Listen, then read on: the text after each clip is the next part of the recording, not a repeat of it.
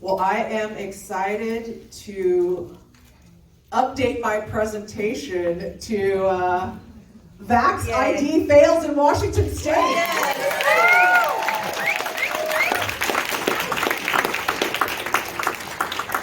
With King County making its announcement on Wednesday that vaccination verification is ending early on March 1st. Yeah, don't tell me this is because of plummeting COVID rates or projections thereof.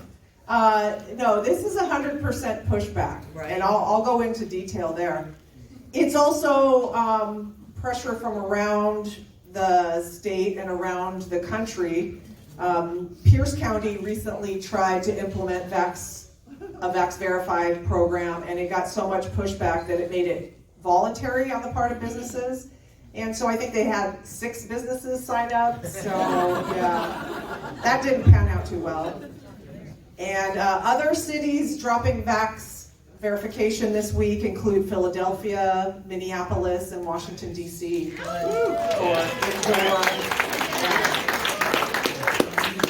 So this is pushback from around the country. We're not going to take this. So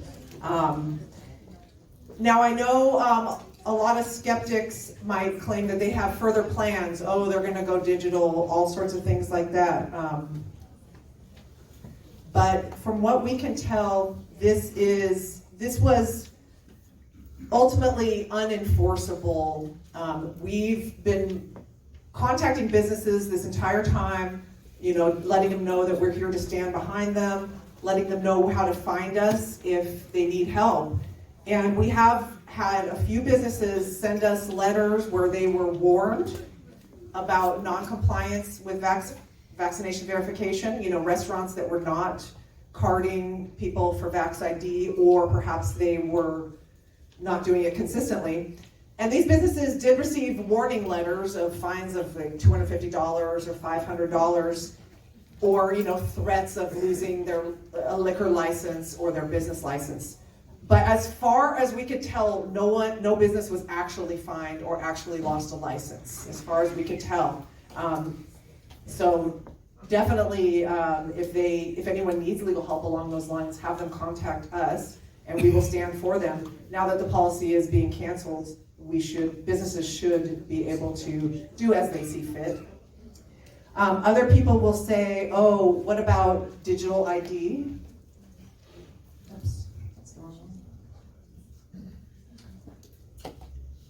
Washington State recently put out a notice that they have converted 1 million people into their WA Verify program, which is the QR code for rapid identification of your vaccination status. I'd like to point out that that's only 1 million out of a population of over 5 million Washingtonians that are fully vaccinated. That's actually pretty pathetic if you look at the percentage. They're not going to get those people online. So, yeah, and without the outer reinforcement of vaccination verification in the restaurants, there's no incentive for anyone to sign up for that. So I just see it, this whole digital ID petering out, at least at this point. And now you can see that why the pushback is so important and why it's important to continue our message out there, because we are continuing to expose this fraud, because every Washingtonian that sees through this fraud is now immune to the next variant. Yeah. Right.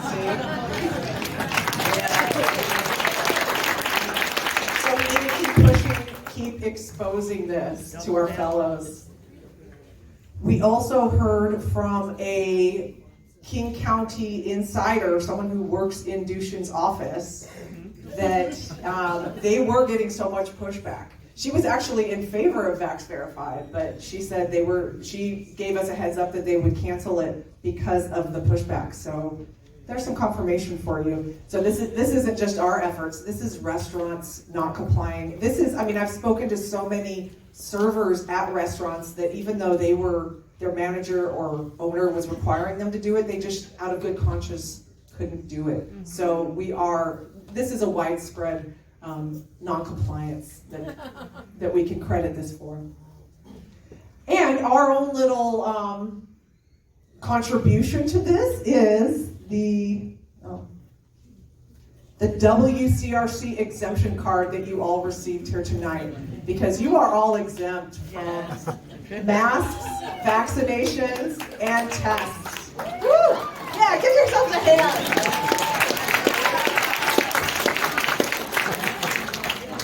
And this card will be useful beyond March 1st because it's basically standing against masks, vaccines, and tests in whatever form they try to reach you. So the front of this card is, we wrote this to communicate to whatever business you present it to.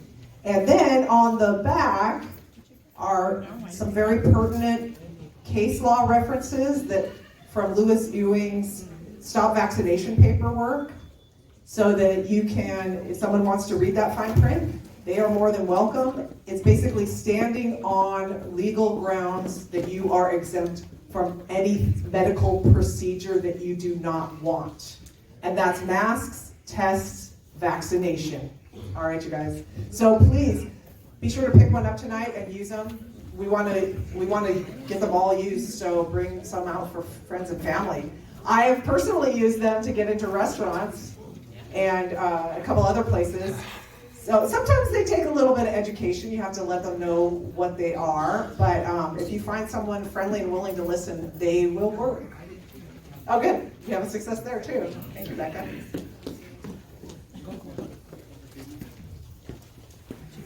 All right, so now we're going to look at some of the, we're going to look at another aspect of the American Rescue Plan that Dan was speaking about earlier. It is called the Restaurant Revitalization Fund. And, we were kind of wondering why there wasn't actually more of a pushback by restaurants. I mean, certainly, what kind of a business practice can you adopt that requires you to refuse entry and refuse money from your customers? So the Restaurant Revitalization Fund, federal ARP funding to help restaurants keep their doors open. It provides restaurants with funding equal to their pandemic-related revenue loss, up to $10 million per business. These recipients are not required to repay the funding. So in 2021, this fund distributed $28.6 billion to 101,000 restaurants, bars, and caterers across the U.S. That's a lot of money, $28.6 billion. I mean, this is basically another form of corporate welfare is what we're looking at. Yeah. And it's corporate welfare that was completely unnecessary because these businesses were perfectly self-sufficient before the pandemic came to town. So, and then in 2022, they're seeking another $43.6 billion to fund the remaining applicants that didn't get funding. So let's take a closer look at where this went in Washington State. In Washington State, only half of the 7,000 applicants received funding to the tune of $900 million coming into Washington State of this federal funding. Now, most of these grants ranged from $10,000 to $300,000, and so I put some examples here. These are fairly typical. Mary's is the little food hut at Golden Gardens, so they had a grant of $21,000 roughly. Kiss My Grits in Rainier Beach got $36,000. Olympia Pizza on Queen Anne, $98,000. This is a database online that anyone can go to and search by zip code or by name and find how much these restaurants received. Urban Euro, South Lake Union, $188,000. Seattle Poke Bar, Capitol Hill, $258,000, and Harvest Beat in Wallingford, $345,000. Now, this is supposed to compensate them for pandemic-related losses, and yeah, as mentioned earlier, how do you buy food and then shut down again, and or refuse service to people? These places have been operating at half capacity or less for the greater part of a year. So I don't personally begrudge any of them money that's legitimate. Certainly they've suffered, and certainly we benefit from them staying open. We want to contribute to a community, but we want to get back onto where they're self-sufficient, obviously. Now let's take a closer look at the largest grants in Washington State. And this first one is really interesting because this is Duke's Chowder House. $10 million, which is the maximum allowed. Now, this is really curious because we might remember Duke's Chowder House being in the news in 2020, closed down temporarily amid alleged violations of pandemic-related safety measures, which they denied. But they were closed down, and it was in the news. They were made an example of. They were, humiliated by Inslee himself, actually. So it is a little curious that that Duke's Chowder House received the maximum amount of federal funding. And then we have a few others. Tom Douglas's restaurants is $10 million, which is curious also because he closed Dahlia Lounge, which was his largest restaurant. And indeed, this money was supposed to go to actually keep these places open for the benefit of the community and the employees there. So just another good question there. And then 13 Coins, a real popular place, $9.9 million. I don't have the story there, but it's just an interesting one. Those were three top ones there.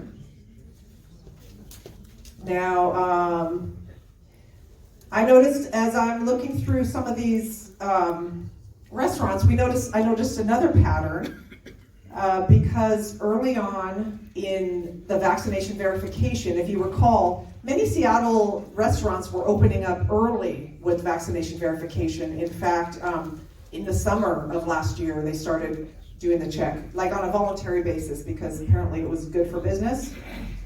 Well, let's take a look here. Here's Seattle area restaurants. Just to compare to those earlier ones, look at this. Hotcakes in Ballard, it's just a little dessert shop, and here they are with $517,000. Copine in Ballard, $578,000. It's an upscale dining establishment. Tacos Chucky's in Capitol Hill, $760,000. The reason I'm bringing this up is let's look at King's Hardware in Ballard. They were an early starter. They're documented as an early starter, and they received $845,000, and they're just a little hamburger shop there. Serves alcohol. Julia's on Capitol Hill, $906,000. Corello on Capitol Hill, $1.1 million. It's an upscale dining place, but let's take a look at this, you guys. If you look at the list of restaurants that started carding early, it was very heavy in the Ballard and Capitol Hill areas. Yeah, so it is really curious that these restaurants received such funding. And then, just for fun, General Porpoise, a donut shop with 4 Seattle locations, received $2.4 million. And Biscuit, I won't say that, but Biscuit B, 3 Seattle locations to the tune of $2.9 million. They closed one? Okay. Which this money's supposed to keep jobs open, so it's just kind of interesting. And you guys, this is part of the process of looking at where all of this money has been spent, because this is part of the bill that we're going to be passing on to our kids, right? Yeah. So we need to keep this in rein. And one more Seattle neighborhood. Oh, let's see, Pike Place Market. Let's take a look here because we had some top recipients here. Frank's Produce, $294,000. Monorail Coffee, $303,000. Wow, a coffee shop. Kel's Irish Restaurant and Bar, $1.06 million of funding. Let's take a look at this next one, Cafe Campaign, because it was an early starter, and it received $1.3 million. Piroshki Bakery, a little a vendor right there on the Pike Place, $1.9 million. Sushi Kashiba, $3.6 million. Why? I'm just curious why some restaurants are worth so much more than others. It's a real good question. We got Pike Brewing Company, $4.9 million, and then here's another award winner is the Pink Door at Pike Place, because they are not only an early starter, but if you go to their website today, they say 100% vaccination for customers. We don't even accept a negative test result. So they are real ardent enforcers here. $5 million to the Pink Door. Yeah, so anyway, this is part of the exposition here of showing where this money is going. We don't advocate, boycotting any of these places, but let's just say that this is good for starting a conversation and continuing this. So we should be questioning these businesses or other businesses to find out how much did they receive. And if you go online and look this up, and I could share the website with you, you're going to find that, remember, only half of the restaurants that applied for these grants received them. So just because a restaurant didn't receive a grant doesn't mean that they're not in line to receive some money. So it's not like we're not trying to say some are good, some are bad. All of them definitely suffered from these policies that were enforced on them. So let's just try to reach out and reestablish friendly neighborhoods again, friendly businesses, and let's bring people out of this funk. Let's try to get out to these restaurants and say, hey, if you're considering extending the mask mandate beyond what is required of you, let's think again. Let's just bring some normal faces back into the business. And so that's why we want you to take our cards. We want you to take our, our message out to these businesses and just continue it. Continue the dialogue, continue people speaking. And then that is all for me, you guys. Thank you. Thank you for listening.